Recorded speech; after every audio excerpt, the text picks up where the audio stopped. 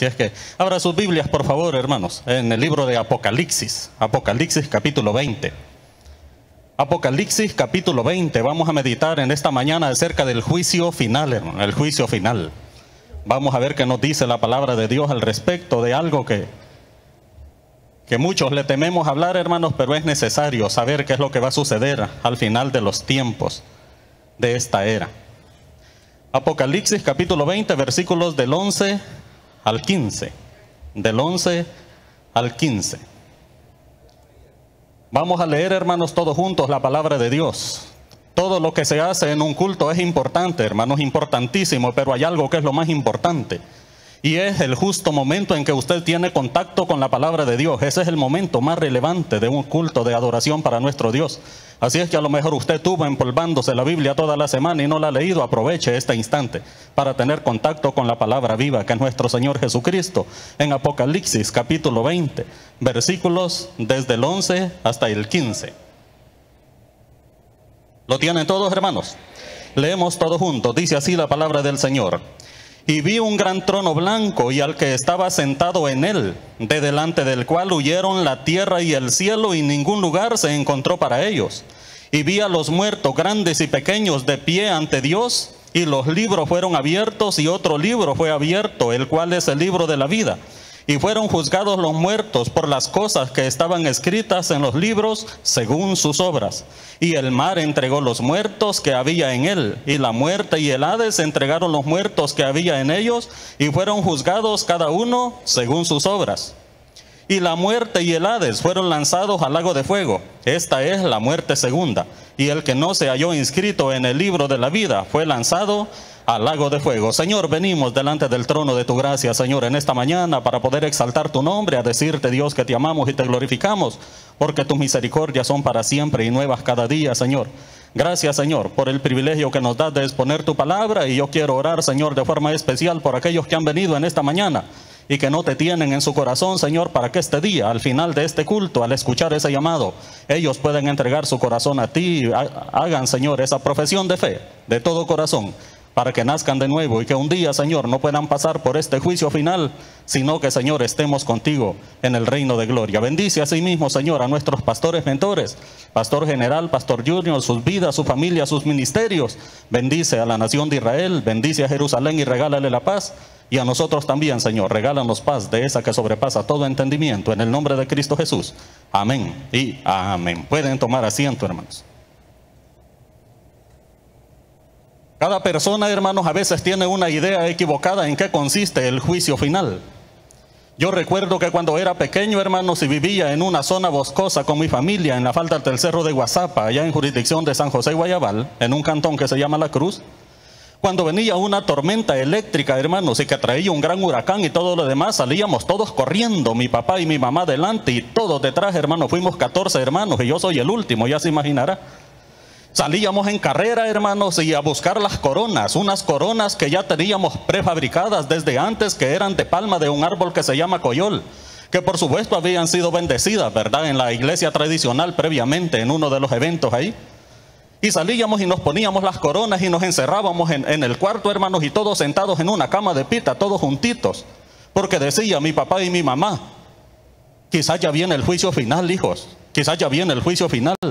Pero esos rayos que están cayendo, y como caían alrededor de la casa, hermanos, caían en cada árbol donde había algún alacrán de cola de 7 canutos, algún coral, allí caían los rayos. Y mi papá hasta había hecho una colección de una piedra en forma de hacha que traen los rayos así. Decía, pero nosotros que tenemos esta corona en la cabeza, no nos cae ningún rayo, hijos, no nos cae ningún rayo. Y el juicio final, decía, no nos va a alcanzar. Mire cuán equivocados estábamos. Si hasta decía, es que esa tormenta trae hasta Managua, decía. Y yo decía, ¿eso qué será? Me imaginaba monstruos voladores, hermano. Ya cuando crecí me di cuenta que era la capital de Nicaragua, imagínese usted. Y que el juicio final que ellos me decían no era, hermano, no era, es el juicio final. Fíjese que en el libro de Apocalipsis, hermano, que es donde está establecido esto, y por supuesto en el de Daniel también, vamos a ver de que es el único libro de los 66 libros de la Biblia que nos ofrece a nosotros una bendición especial. En el capítulo 1, versículo 3 de ese libro, no lo busque, solo se lo explico, dice que es bienaventurado el que lee y los que oyen las profecías de este libro de Apocalipsis y las guardan en su corazón, dice, porque el tiempo está cerca. Eso quiere decir, hermanos, que cuando nosotros leemos el libro de Apocalipsis, escuchamos su lectura públicamente, como lo estamos haciendo este día, dice la Biblia que nosotros somos bienaventurados, y bienaventurado significa, hermanos, más que dichoso, más que feliz. Esa es la traducción literal, y sugiere que debemos de tener serenidad en el alma y que tenemos que vivir esa vida que el Señor nos ha prestado con mucho gozo, el gozo con el que debemos de disfrutar la vida que nos ha dado. Esa es la bienaventuranza y la bendición que nos enseña ahí, pero nos dice que tenemos que atesorar, que tenemos que guardar en nuestro corazón las profecías escritas en el libro de Apocalipsis. Pues esta mañana, hermanos, vamos a estudiar esa profecía que está establecida allí acerca del juicio final. Este juicio final, hermanos, que está establecido solo para los incrédulos, para los que nunca nacieron de nuevo, que nunca pusieron su confianza en Jesucristo, y que el día que el Señor los llame a su presencia tienen que comparecer ante este juicio.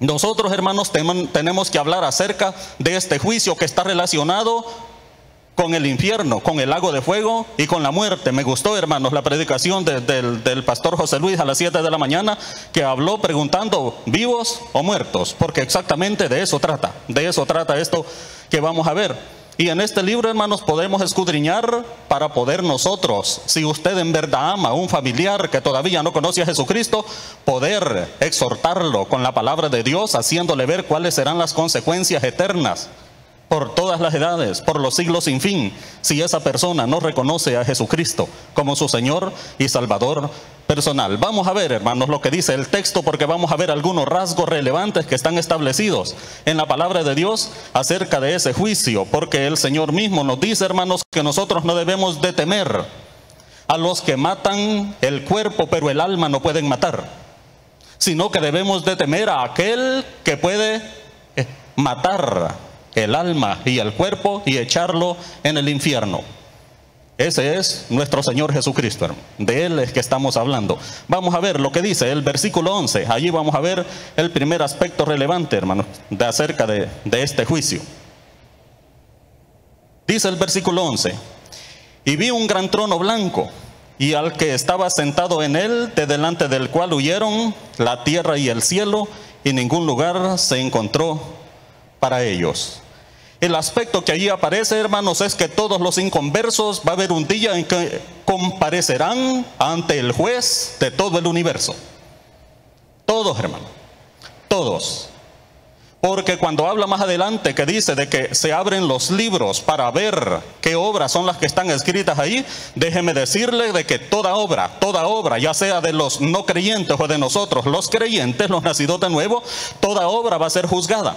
Toda obra va a ser juzgada, toda, absolutamente toda.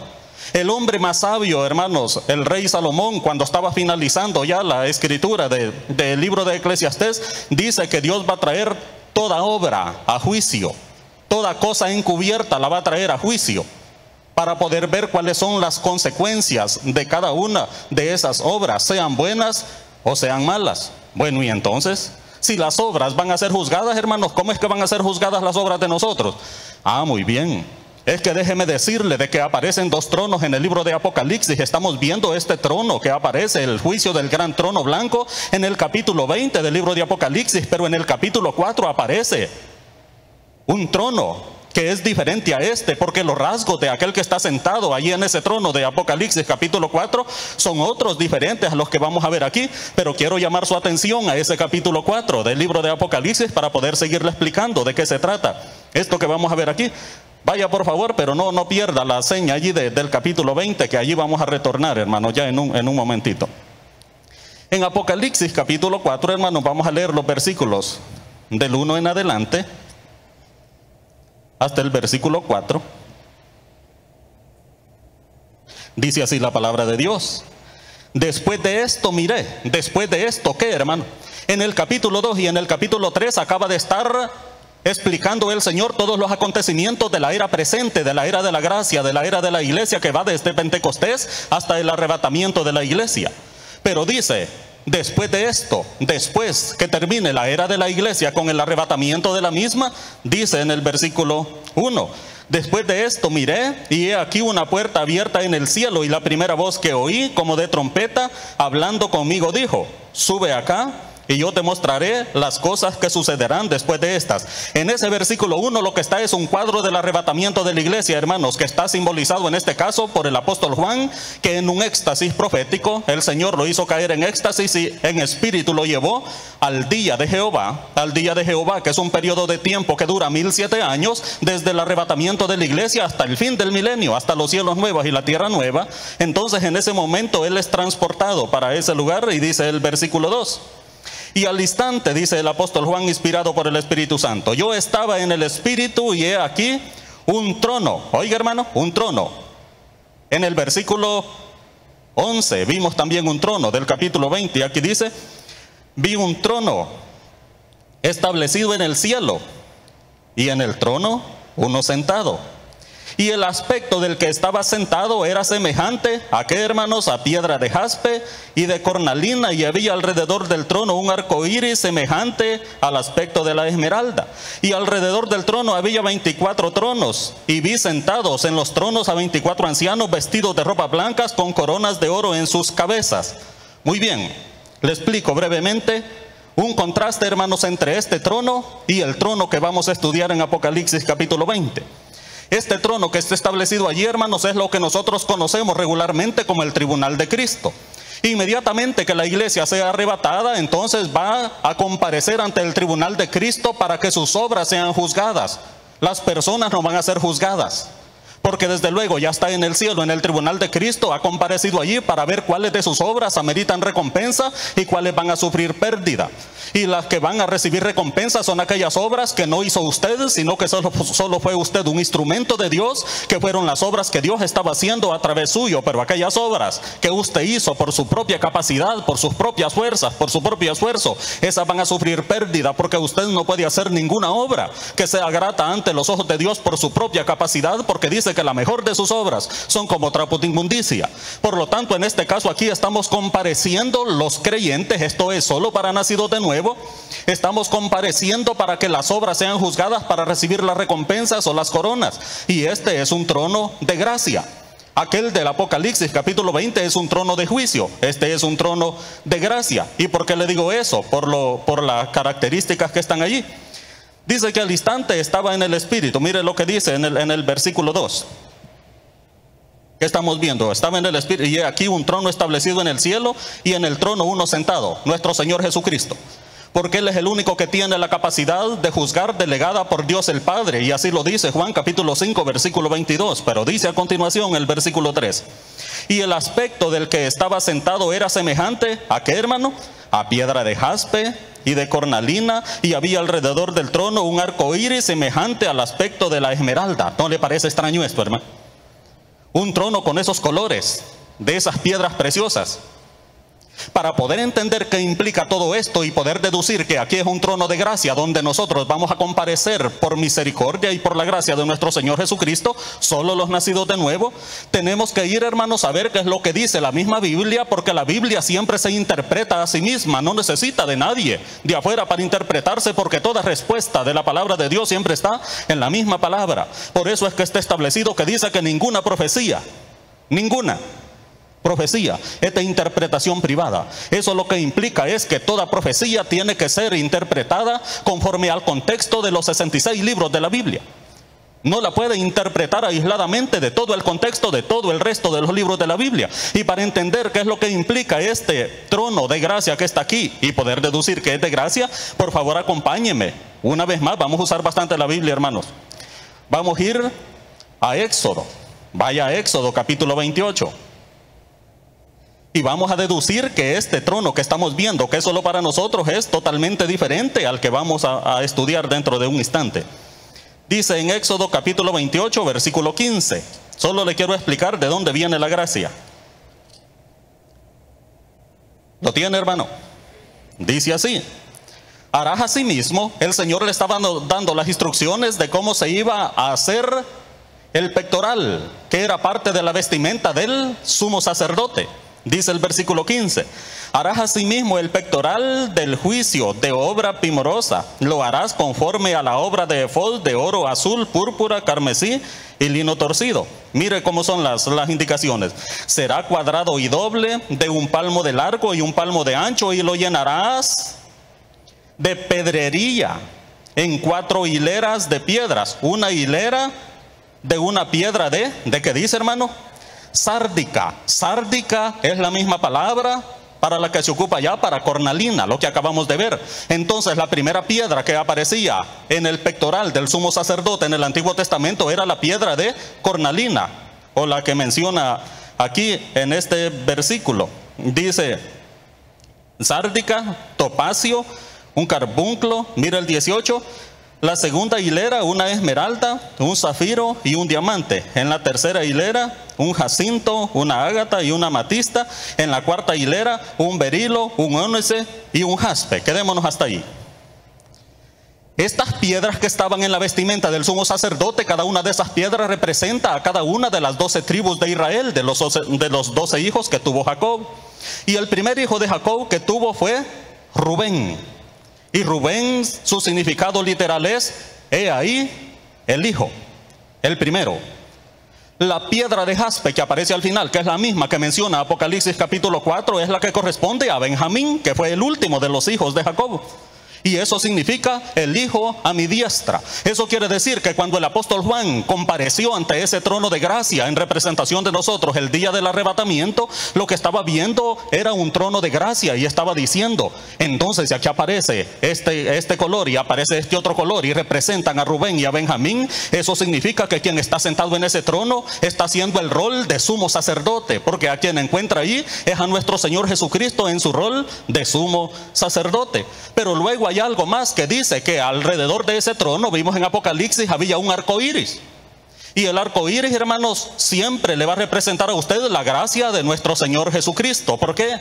Porque si usted aplica una regla de interpretación que nunca le va a fallar en la Biblia, que se llama de la primera mención, al ir a ver usted la primera mención que se hace acerca del arco iris, usted va a ver que el arco iris apareció después del diluvio que el Señor mandó por sobre toda la tierra, en el cual Él prometía gracia de que nunca más iba a ser destruida la humanidad con el diluvio, y por eso siempre aparece después de cada tormenta el arco iris.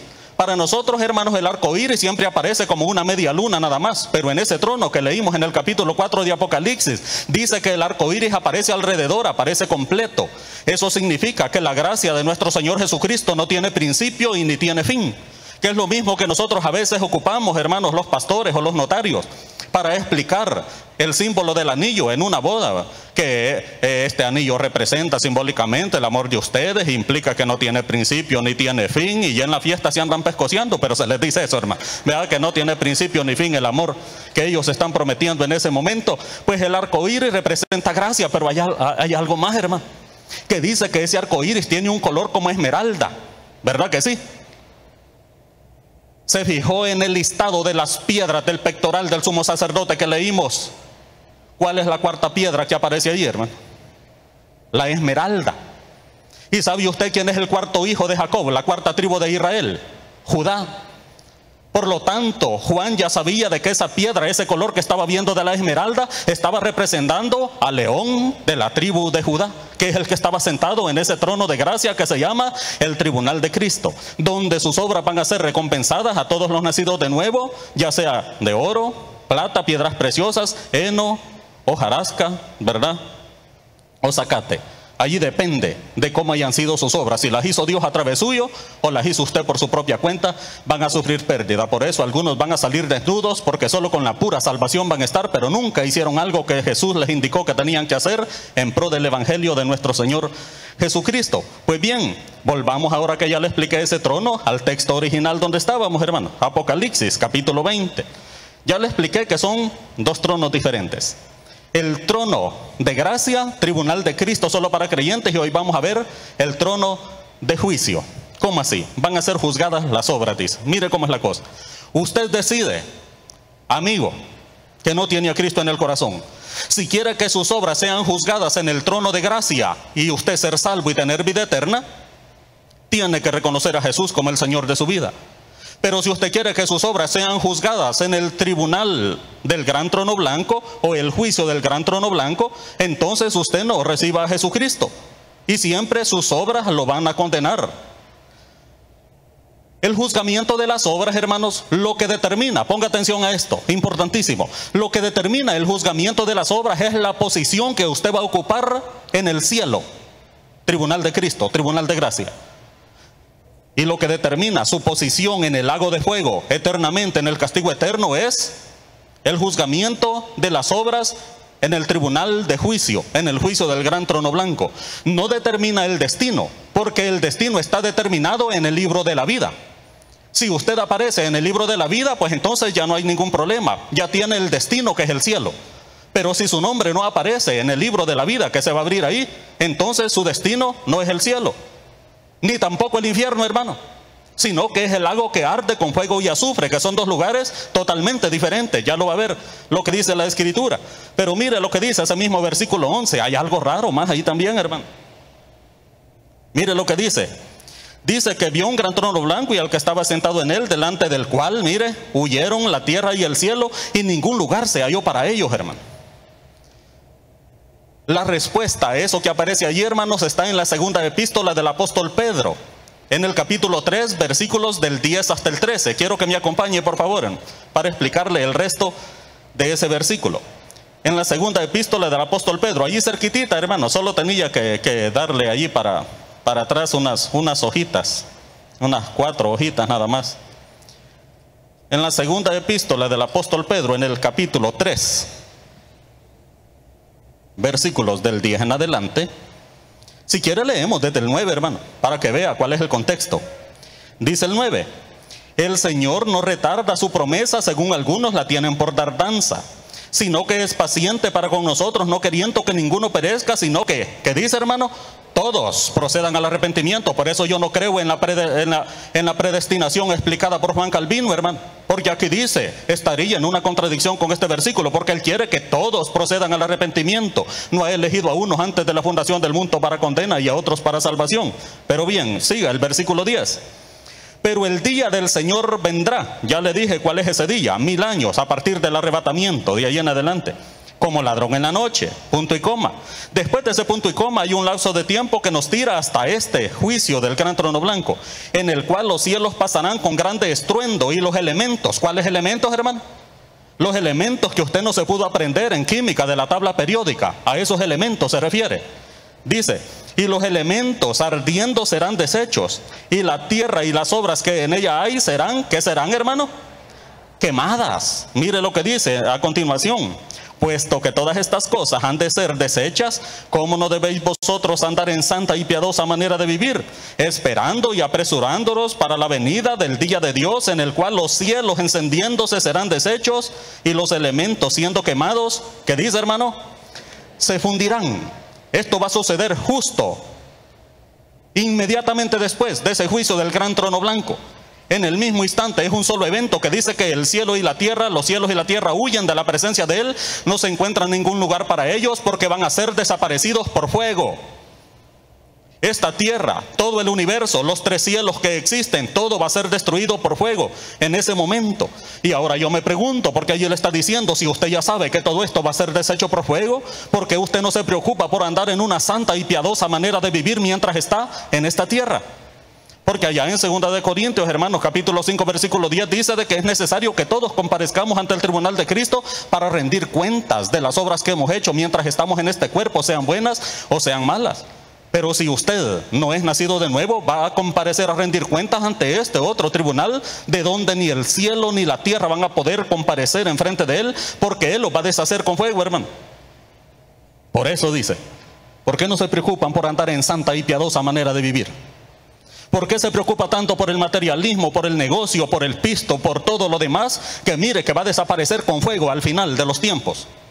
Y cada vez que usted se esfuerza y que hasta trabaja 12 horas y 14 horas porque quiere un carro nuevo, porque quiere otra casa, quiere un rancho en la playa y todo lo demás, ¿sabe lo que está haciendo, mi hermano? Está acumulando combustible para esa gran fogata que va a haber al final. Porque nada de eso se va a llevar usted al cielo.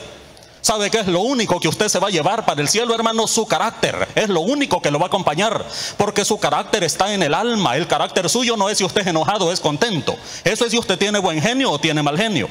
El carácter suyo está constituido por las características que están en el alma, los sentimientos, el intelecto y la voluntad, y eso es lo que va a comparecer ante nuestro Dios para poder rendir cuentas. De lo contrario, deje de preocuparse tanto por las cosas materiales, hermano. Eso es idolatría. En Colosenses 3:5 le dice que la avaricia es idolatría. Y por lo tanto usted no tiene que esforzarse tanto, sino tratar de vivir una vida piadosa en obediencia a la bendita palabra de Dios. Eso es lo que el Señor nos está mandando allí. Gloria al Señor. La gloria sea para Él, hermano. Mire, huyen, dice, y desaparecen. ¿Cómo así, hermano? ¿Cuál es el poder que tiene Dios para poder desaparecer eso? Hay otras citas, hermanos, que por aras de tiempo no los puedo llevar a tanta cita bíblica que hay en los Salmos, en Jeremías, en Isaías, acerca de cómo va a acontecer eso, pero dice que los cielos están envejeciendo, son como vestidos viejos, y que Él los va a mudar al final de los tiempos, porque lo va a envolver como un vestido viejo y lo va a desaparecer por fuego. ¿Sabe por qué? Porque nuestro Dios no está en la tercera dimensión donde nosotros nos encontramos, porque Él se encuentra en una dimensión diferente. Por eso usted no lo puede ver, porque Él está en una cuarta dimensión, y da una explicación bastante bonita David John Guichot, ¿verdad? En un libro que se llama La Cuarta Dimensión, por si tiene la oportunidad de leerlo. Entonces Él en esa cuarta dimensión, hermanos, puede agarrar las otras tres dimensiones, envolverlas, desaparecerlas con fuego en un solo instante. Pero nosotros tenemos la bendita esperanza, dice allí, que esperamos cielos nuevos y tierra nueva, donde mora la justicia y la paz perdurables, y allí es donde vamos a estar nosotros, hermanos, en ese nuevo cielo, en esa nueva tierra. Es más, no vamos a estar en la nueva tierra, fíjese, porque la nueva tierra es solo para Israel y para los que se salven de la tribulación y lleguen hasta la edad eterna, después del milenio. Pero para nosotros está reservada la nueva Jerusalén, la ciudad santa que desciende del cielo, donde nosotros vamos a estar morando con Él de una vez y para siempre. Dice en el libro de Daniel, en el capítulo 7, versículos 9 y 10, que dice que cuando se pone este trono, el gran trono blanco, y comparece un anciano de días con una pureza, que su pelo es blanco como blanca lana, como la nieve, y se le da la facultad de juzgar, y que los libros fueron abiertos también, al igual que aquí. Dice en el versículo 10 que millares de millares, dice, le asistían. Allí vamos a estar nosotros, hermano. Pero dice que millones de millones comparecían delante de Él. Eso quiere decir que en una proporción totalmente desequilibrada, los salvos vamos a ser mucho menos, porque es una profecía bíblica, que los que se van a perder en el lago de fuego y van a estar en ese sufrimiento eterno, porque dice que millares de millares le asistimos en este juicio del gran trono blanco, pero millones de millones van a estar de pie a comparecer delante de Él. Y ahí se va a estar cumpliendo la otra profecía que está en Filipenses capítulo 2, donde le dice que Dios lo exaltó hasta lo sumo por haber venido Él a humillarse. Y allí es donde dice que todos van a estar de pie, donde todos le van a dar la honra y la gloria a Él, porque dice de que van a estar de pie, y delante de Él se va a doblar toda rodilla de los que están en los cielos, de los que están en la tierra y debajo de la tierra, y que toda lengua confiese que Jesucristo es el Señor, para gloria de Dios Padre. Gloria al Señor, hermano. Gloria a Dios. Mire lo que sigue diciendo, versículo 11, solo finalizamos. Sigue diciendo, y ningún lugar se halló para ellos. Desaparecieron, hermano. Desapareció todo por fuego. Ya no se preocupe, hermano, ya no se preocupe por tanta cosa. Mejor preocúpese por estar delante del trono de la gracia, porque cuando huyen el cielo y la tierra, hermanos, en Hebreos, allá en el capítulo 1, versículos del 10 al 12, solo se lo menciono por si está tomando nota, para que lo pueda leer y que vea lo que dice al respecto de todo esto que estamos viendo acá. Segundo aspecto, versículo 12. Vea lo que dice el versículo 2. Y vi a los muertos, por eso le dije que me gustó el mensaje del pastor José Luis. Y vi a los muertos, grandes y pequeños, de pie ante Dios, y los libros fueron abiertos, y otro libro fue abierto, el cual es el libro de la vida. Y fueron juzgados los muertos por las cosas que estaban escritas en los libros según sus obras. Ellos ya están condenados, ¿no? Porque allí van a comparecer todos los condenados, desde Caín hasta el último que muera en la última revuelta de Satanás al final del milenio. que se le conoce como la guerra de Gog y Magog. Es uno de los nombres que tiene. Pero el aspecto que podemos ver reflejado en ese versículo 12, hermanos, es que todos los inconversos se entregarán a la justicia de Dios. Primero es al juez, comparecen ante el juez, pero el juez va a impartir justicia. Y en este mundo, hermanos, hay dos sistemas de justicia. Está el sistema de la gracia. La salvación es por fe, más nada menos nada, por la gracia de nuestro Señor Jesús. Pero está el sistema de obras. Aquel que usted cree que por las buenas obras que usted está haciendo, usted está yendo al cielo. Ese es el sistema de la gran ramera. Es un sistema satánico que nació con un hombre que se llama Nimrod, allá en Génesis, que es el que construyó la torre de Babel.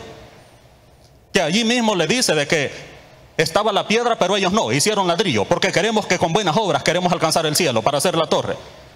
Ocuparon mezcla en lugar del asfalto. El asfalto ya estaba hecho por Dios. No, nosotros no queremos lo que Dios ha hecho. Queremos hacer buenas obras. Yo me quiero ir de rodillas desde aquí hasta por allá, por la Plaza Libertad. Y aunque llegue ya solo la cabeza de rodada, bien desgastado, pero eso, me estoy ganando el cielo. Mentira, hermano. Mentira del diablo. Eso no es así. Ninguna buena obra suya lo puede salvar, porque es un sistema que está establecido en la Biblia, que es un sistema de gracia para obtener la salvación. Pero aquí está hablando que es por las obras que ellos van a ser juzgados, hermano. Volvemos a repetir el versículo para que vea lo que dice el 12. Vi a los muertos, grandes y pequeños. Vaya, hermano. Allí van a comparecer presidentes, vicepresidentes, ministros, diputados, presidentes de autónoma, van a comparecer jueces, magistrados, empresarios, pobres, vendedores, carpinteros, albañiles, todos. Allí van a comparecer todos. Y van a querer justificarse por las buenas obras que han hecho. Y va a comparecer Pilato y le va a decir, si yo hasta me lavé las manos, le va a decir. Y va a comenzar a leerle el Señor todo el listado de todas las obras que hizo. Y la primera que va a buscar es, ¿reconociste a Jesús como tu Señor y Salvador personal? Me tuviste frente a vos, Pilato. Y vos cupiste en el credo. Pero en el cielo no cabés. Donde vas a caber perfectamente es en el lago de fuego, fíjate. Porque vos creíste que por las buenas obras es que yo te iba a dar la salvación. Y ahí le está diciendo, van a comparecer grandes y pequeños, hermano. Todos, sin ningún distingo de nivel social. Todos van a estar delante del juicio del gran trono blanco. Por eso se le conoce como el juicio final. Mire lo que sigue diciendo el versículo. Y los libros fueron abiertos, y otro libro fue abierto, el cual es el libro de la vida. Esto es larguísimo, hermano. Lo voy a resumir brevemente. Por lo menos hay 3 libros, porque dice, y los libros. Uno de esos libros es el libro de las obras. Los teólogos concuerdan que otro libro es el libro de las condenas, donde se va a establecer el nivel de sufrimiento eterno que va a tener cada quien en el lago de fuego, porque los niveles, hermanos, son distintos para cada quien de los inconversos. Dependiendo lo que hayan hecho, van a ser distintos. Dicen los teólogos que hay un promedio de 54 tormentos establecidos para el lago de fuego. No en el infierno. En el infierno, en el Hades, en el Seol, en el Abadón, en el Infernus, como usted le quiere llamar, ese está actualmente en el centro de la tierra. Ya vamos a hablar un poquito de eso. Pero estamos hablando del estado eternal en sufrimiento en el lago de fuego. Y está diciendo que los libros van a ser abiertos de las obras, de las condenas, pero se abre un libro tercero, que es el libro de la vida. Y en el libro de la vida solo están inscritos los nombres de aquellos que tenemos vida nueva en nuestro Señor Jesucristo. Por lo tanto, ninguno de los que están allí, gloria al Señor, hermano, denle ese aplauso a nuestro Dios. Por lo tanto, ninguno de los que están de pie, que han comparecido a ese sistema de justicia tan perfecto de parte de nuestro Señor Jesucristo, ninguno de ellos se va a hallar inscrito en ese libro, y por lo tanto ya no va a tener chance, ningún chance de salvación, ninguna oportunidad, sino que solo le queda velar en ese momento para ver qué nivel de tormentos, cuánto sufrimiento va a estar eternamente padeciendo en el lago que arde con fuego y azufre. Dice la Biblia en el capítulo 21 de Apocalipsis, ahí lo lee en su casa, que cuando nosotros ya estemos en la Nueva Jerusalén, dice que allí ya no hay más llanto, que ya no hay dolor, ya no hay sol, porque Él con su gloria va a iluminar eternamente la ciudad santa de la Nueva Jerusalén. Pero hay una cosa rara que dice que Él va a enjugar toda lágrima de nuestros ojos, hermanos, refiriéndose a nosotros. ¿Y por qué es que nosotros vamos a tener lágrimas en los ojos en ese momento? Algunos dicen de gozo. Yo no comparto eso, hermano. Lo que yo interpreto de la palabra de Dios es que Él va a enjugar toda lágrima de nuestros ojos, porque a nosotros se nos van a rodar las lágrimas cuando usted esté asistiendo como observador en el juicio del gran trono blanco y ve a un pariente, a una persona querida suya que está enfrente, justo en el momento en que va a recibir el nivel de castigo eterno que va a tener, y usted no va a poder hacer nada por esa persona, solo le va a quedar llorar. Porque dice la Biblia que no va a haber llanto en el estado eternal, pero déjeme decirle que mientras estamos en este juicio todavía no estamos en el estado eternal. Estamos en la tierra, en el juicio del gran trono blanco, todavía no es el estado eternal. Por lo tanto, Él al entrar al estado eternal enjuga, seca toda lágrima de nuestros ojos. Porque hemos visto a personas conocidas, porque los vamos a conocer, porque en el cielo nos vamos a conocer perfectamente, mejor que como nos conocemos aquí, de una forma más amplia. Y allí dice de que nosotros no vamos a poder hacer nada por ellos, hermano. Nosotros no vamos a poder hacer, porque no están inscritos en el libro de la vida, no aparecen allí en el libro de la vida. Mire lo que sigue diciendo, hermano. Y vi a los muertos, grandes y pequeños. Y dice el 13, y el mar entregó a los muertos que había en él, y la muerte y el Hades entregaron a los muertos que había en ellos, y fueron juzgados cada uno según sus obras. Póngame atención, hermano. Para nosotros, los nacidos de nuevo, los creyentes, cada vez que se refiere el Señor a la muerte de nosotros en la Biblia, dice dormir. Por eso dijo, Lázaro duerme, esta niña duerme, así decía Jesús. Porque la muerte física para nosotros, no la muerte espiritual, en la Biblia se le llama dormir. Nosotros cuando muramos vamos a estar durmiendo, el cuerpo está durmiendo en el polvo de la tierra, dice Daniel 12:2, de donde muchos van a ser despertados, unos para vida eterna y otros para condenación perpetua. Daniel ni siquiera se imaginaba que habían 1000 años de por medio de ese trecho de tiempo que está hablando allí, hermano. Para nosotros es dormir. Por eso es que muchos de ustedes ya están practicando en los cultos, vienen a dormir, para broma, hermano, para cuando les toque eso. Es que están durmiendo algunos, hermano, tal vez así se despiertan. Para los inconversos, para los no creyentes, se llama muerte. ¿Y qué es la muerte? La muerte, hermanos, no es un estado. La muerte, la Biblia la describe como una separación. En Santiago capítulo 2 versículo 26 lo describe que así como el cuerpo sin el espíritu está muerto, así también la fe sin obras está muerta. Está hablando de una separación. De tal forma que cuando nosotros morimos físicamente es porque el Espíritu de Dios se ha separado de nosotros y por supuesto el alma también.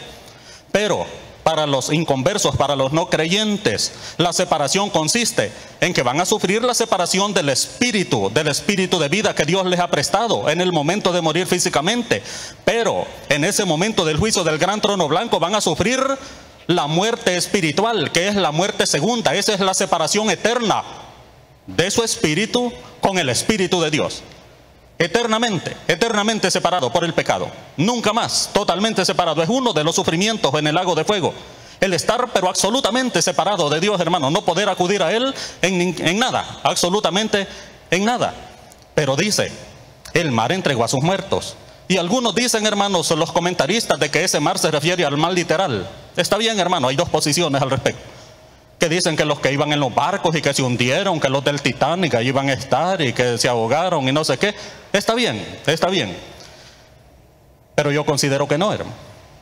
Yo considero que ese mar al que se está refiriendo allí es al abismo, es al centro de la tierra actual, hay un abismo en el centro del infierno actual, hay un abismo más profundo en el propio centro, que es donde están guardados los espíritus inmundos que pecaron y fueron en fornicación en contra de su naturaleza, que están en Judas capítulo 1 versículos del 6 al 7, por allí lo puede encontrar todo eso. También está establecido en Primera de Pedro capítulo 3 versículos del 18 al 20, en Segunda de Pedro capítulo 2 versículo 4, también está establecido en Génesis capítulo 6, pero eso es discutible, hermanos, al final solo son meras posturas. Pero, ¿por qué le digo yo de que a lo mejor es ese mar? Porque los ángeles caídos que pecaron y que fueron guardados en prisiones ocultas en el centro de la tierra, allí en el foso del abismo, ese abismo es el que va a entregar a esos muertos, y yo considero que van a ser esos ángeles, porque nosotros vamos a juzgar a los ángeles, dice otra cita por ahí, que no podemos buscarla por aras de tiempo, pero entrega a los muertos el mar. ¿Por qué considero yo que no es el mar literal, hermano? Porque después dice, y la muerte entregó a los muertos. ¿Cómo es eso que el mar entregó a los muertos y también la muerte entregó a los muertos? Porque la muerte lo que va a estar entregando en ese momento son los cuerpos de todos los no creyentes. La muerte va a entregar a los cuerpos de todos los no creyentes, porque los va a resucitar en la segunda resurrección al final del milenio para que comparezcan ante este trono blanco. Los va a resucitar para que comparezcan allí. Y luego dice, y el Hades, el infierno actual, entregó a sus muertos. ¿Y qué es lo que está en el Hades actualmente? Las almas de todos aquellos que mueren sin Cristo. Porque si usted muere con Cristo en el corazón, ausente en el cuerpo, presente al Señor. Pero si muere sin Cristo en el corazón, ausente del cuerpo y presente en el Hades, en el infierno actual, que es en el centro de la tierra. Por lo tanto, hermanos, en ese momento va a resucitar, y cada alma va a resucitar para recibir cada uno su cuerpo y poder ser juzgados de una vez y para siempre. Entonces, hermano, la pregunta es la siguiente: ¿y usted qué está haciendo para que más personas no vayan al lago que arde con fuego y azufre? Cada 3 segundos cae una nueva alma en el infierno, cada 3 segundos. Y usted al salir de aquí a lo mejor se va a ir para el mar a disfrutar, pero a nadie le va a hablar de Jesucristo. No es justo, hermano, no es justo, porque Él quiere que todos procedamos al arrepentimiento. Por lo tanto, hermanos, quiere salvar personas que no vayan a sufrir este terrible castigo. Es tiempo que salgamos a evangelizar y a ganar almas para nuestro Señor Jesucristo. Regalémosle un fortísimo aplauso a nuestro Dios. Gracias, Señor, te damos por tu amor, por tu misericordia, porque son para siempre. Gracias, Señor, por tu palabra, porque es viva y eficaz y más cortante que toda espada de 2 filos. Gracias, Señor, por el privilegio de poder exaltar tu nombre, Señor, en esta mañana. Seguimos orando con nuestro pastor José Luis. Muchas gracias, Pastor Presa. Si el día de hoy aún no conoce de Jesús, la predicación creo que fue más que clara. ¿Por qué no viene a los caminos del Señor? Un corazón arrepentido, un corazón contrito y humillado no lo puede menospreciar el Señor. Si aún no conoces de Jesús, es el momento para que tú te puedas poner en pie. Mientras los consejeros invitan a los amigos a venir a los caminos del Señor, cantamos y decimos, aún siendo así, un pobre pecador, Dios me ama. Aún siendo así, venga el Señor, venga el Señor. No desista, venga el Señor, Dios le ama. Siendo aún imperfecto, Dios te ama, venga el Señor. Si no conoces de Jesús, póngase en pie ahí donde está o levante su mano y venga el Señor. Dios me ama. Y es con su amor, iglesia. Dígalo con fe. Sin su amor, sin su perdón, no sé qué sería de mí. Venga el Señor, venga el Señor. Dios le ama. Venga el Señor. Alguien más el día de hoy. Venga el Señor. No tenga miedo. Venga el Señor. Dios le ama. Y decimos con todo el corazón, Dios me ama. Dios me ama. Y su amor es tan grande, incondicional. Dios me ama. Dios me ama. Y siempre está con sus brazos abiertos a mí. Los que el día de hoy han aceptado a Cristo como su Salvador personal, vamos a darles un fortísimo aplauso de bienvenida a los caminos del Señor. Esta mañana vamos a irnos a casa reconociendo que un día el Señor vendrá por nosotros. ¿Cuántos dicen amén? Estemos preparados, iglesia, porque no sabemos la hora ni el día. Dice la palabra que aún ni los ángeles del cielo saben el día que Él vendrá, pero que viene, viene. Así que el día de hoy preparemos nuestro corazón en santidad para poder ver la gloria de Dios. Levante su mano ahí donde está y vamos a orar para irnos tranquilos a casa. Padre, bendícenos. Gracias por la celebración del día de hoy. Gracias por el día domingo que has preparado para nosotros. Recordamos, Señor, que tú eres un Dios justo y un Dios verdadero. Acompáñanos el resto de esa ceremonia. Bendice el culto de las 11. Ahora llévanos con bien a casa. Bendice al pastor Presa, a su familia, porque todo lo pedimos en el nombre de Jesús. Amén y amén. Denle un fortísimo aplauso a nuestro Dios. Gracias por habernos acompañado. Salude por favor al pastor.